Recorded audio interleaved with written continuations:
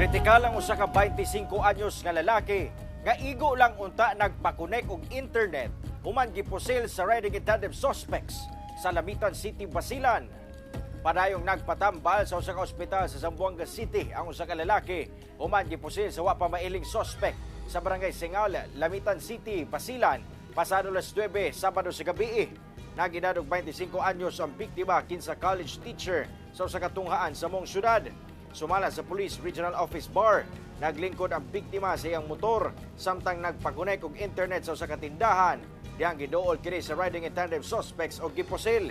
Nakaangkon og mga samad pinusilan sa lawas sa biktima nga gileyong gidala sa ospital. Na-recover sa crime scene ang upat ka basiyo sa kalibre 45 nga pusil nga giingong gigamit sa mga suspect. Ginasulayan pa sa GMA Regional TV 1 Mindanao nga makuha og pahayag ang kabanay sa biktima.